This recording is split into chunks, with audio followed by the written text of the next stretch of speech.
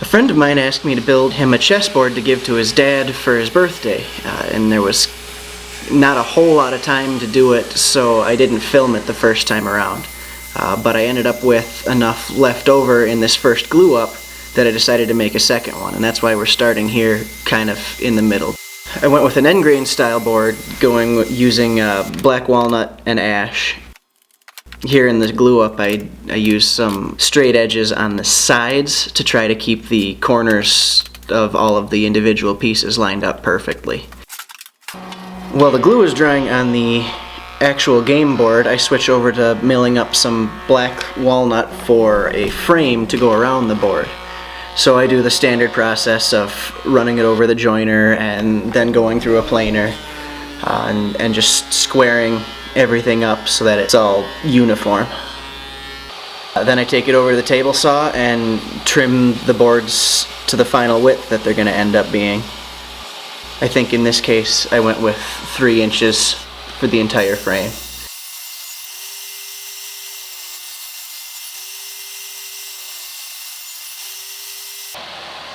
Then I square off the ends of the board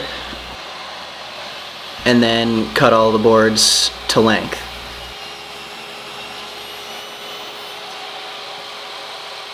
Then I use a biscuit joiner to help strengthen the corners and join everything together. The thickness of the frame got a little thinner than I wanted it to, so those biscuits come pretty close to the surface on one side, but it's not a big deal. It worked out just fine.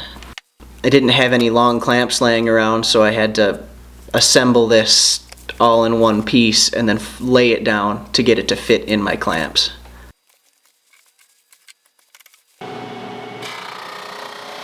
Now that the glue is dry, I get the board out of the clamps and run it through the drum sander to clean off all the glue and start sanding up all of the saw marks. I can do the same thing with the frame as well. Now here I am cutting a recess into the frame that the board is going to sit down into. This is a bit that has a small bearing in it at the moment to make it a 1/2 inch rabbiting bit.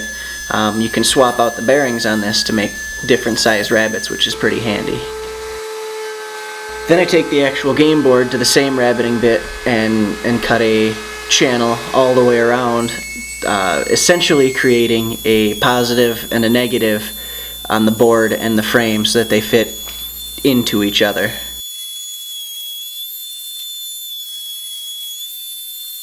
The only bit of cleanup was the round bit leaves a round corner, so I have to square off the corners and make room for the squared game board. I could have gone the other way and rounded off the corners of the game board, I suppose, but this seemed easier. And there they fit together just perfectly. Then lots and lots of sanding. I think I sanded up to 320 on this one because I wanted to have just an absolutely smooth finish. Then I add some heat to my brand, and I've got my brand stuck in a drill press so that it makes a perfect press. Here's just a piece of scrap wood that I'm using to test and make sure that the brand was heated evenly and makes a good mark. And now I can take and press it into the underside of the actual game board and into the bottom of the frame.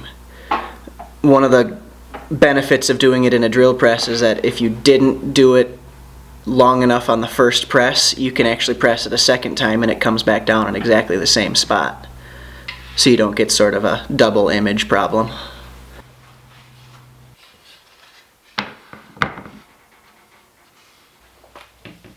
Now I'm applying some tung oil as a surface finish to this. It brings out the color of these woods really well. And then I let it dry for an entire day, and then I came back with high gloss lacquer. Since this is going to be a used game surface, I wanted it to be pretty strong. I really enjoy working with lacquer because it tends to be fairly forgiving in my experience. If you leave some brush marks, if you if you didn't get it quite perfect, it tends to almost self-level, it seems like, and fill in some of the minute hills and valleys. It also takes additional coats really well. After it dried overnight, I came back with some 220 sandpaper to sand the surface before I went on with the second coat.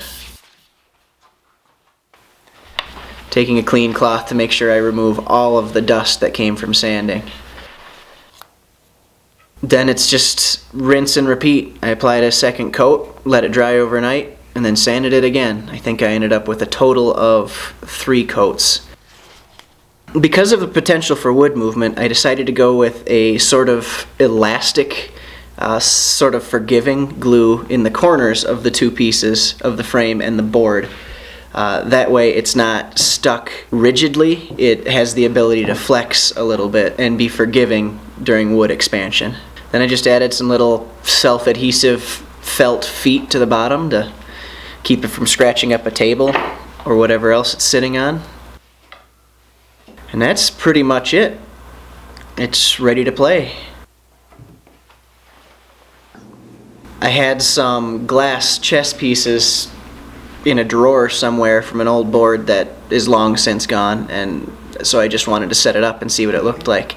I didn't think I was going to like the glass on my wood board, but I think it does some really interesting contrasting, and I'm not sure I'm going to do anything different. I think I'm just going to keep it with these pieces. Anyway, that's my whole chessboard. Let me know what you think. Thanks, guys.